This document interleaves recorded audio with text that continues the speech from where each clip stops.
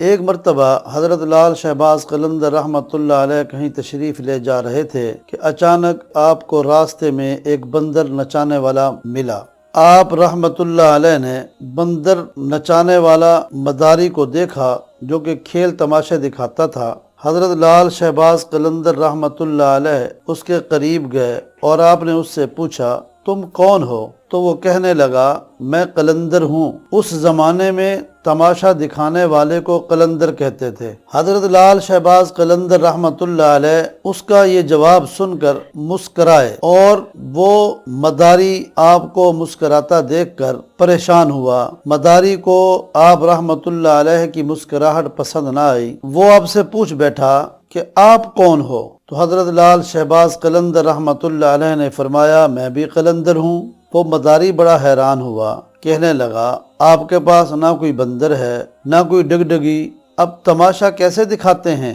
تو حضرت لال شہباز قلندر رحمۃ اللہ علیہ نے فرمایا پہلے تم اپنا تماشا دکھاؤ، اس کے بعد ہم اپنا تماشا دکھائیں گے۔ آپ کا یہ فرمان سن کر مداری نے اپنی ڈگڈگی اٹھائی اور بجانے لگا۔ ڈگڈگی کی آواز سن کر بندر ناچنے لگا۔ اب بندر اس کے تابع تھا، جس طرح بھی وہ اس کی باتیں کرتا بندر اسی طرح حرکات کرتا، سکنات کرتا۔ اب اس کے بعد اس مداری نے کہا اب آپ دکھائیں کہ آپ کون سا تماشا دکھاتے ہیں، میں نے تو آپ کو تماشا دکھا دیا۔ اس نے ایک جانور نے وہ کرتب دکھائے کہ جو میں کہتا ہوں وہی کرتا ہے۔ حضرت لال شہباز قلندر رحمۃ اللہ علیہ نے اس کی بات سنی تو آپ بھی اپنے پیروں کے اوپر کھڑے ہو گئے اور اس مداری سے کہا تم نیچے سے گزر جاؤ، مگر یاد رکھنا آگے جا کر واپس کبھی مت لوٹنا۔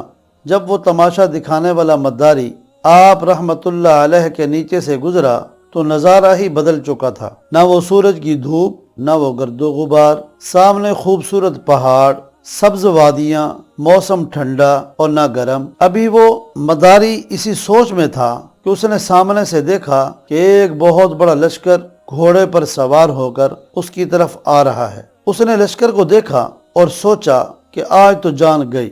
لشکر اس کے پاس پہنچا، اس لشکر میں سے جو اس کا سپہ سالار تھا وہ باہر نکلا اور مداری ابھی اس کو کچھ کہنے ہی والا تھا کہ اس سے پہلے کہ سپہ سالار نے کہا کہ بادشاہ سلامت، آپ کہاں چلے گئے تھے؟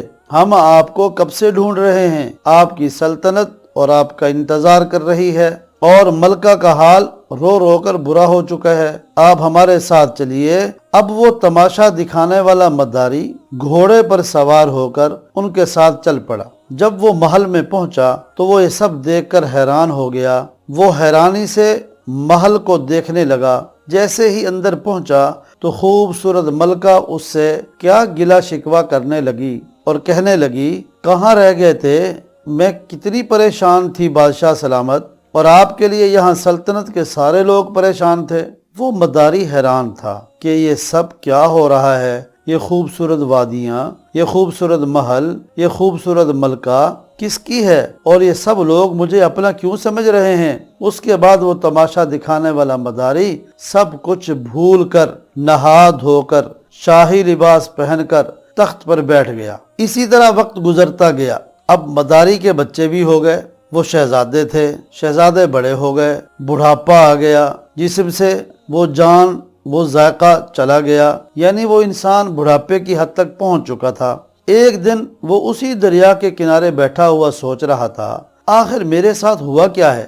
اسی جستجو میں وہ مداری چلتا چلتا اس درخت کے پاس جا پہنچا جہاں سے وہ بادشاہ بنا تھا۔ اب اس مداری نے دیکھا کہ وہ درخت آج بھی موجود ہے۔ اب مداری کو خیال آیا چلو درخت کے پاس جا کر دیکھتا ہوں آخر میرے ساتھ ہوا کیا تھا۔ جیسے ہی مداری ان درختوں کے نیچے سے گزرا تو سارا کا سارا ماحول پھر بدل گیا۔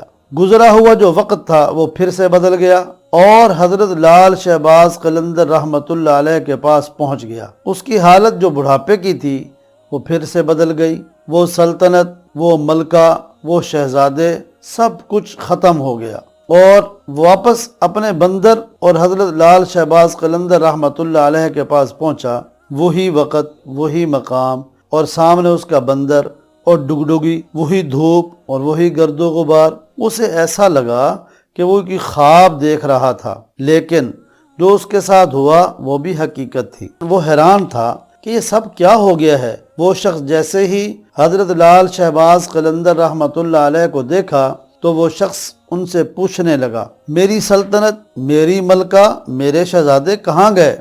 حضرت لال شہباز قلندر رحمۃ اللہ علیہ نے مسکرا کر فرمایا، سب تماشا تھا، ایک تماشا آپ نے مجھے دکھایا اور ایک تماشا میں نے تم کو دکھایا۔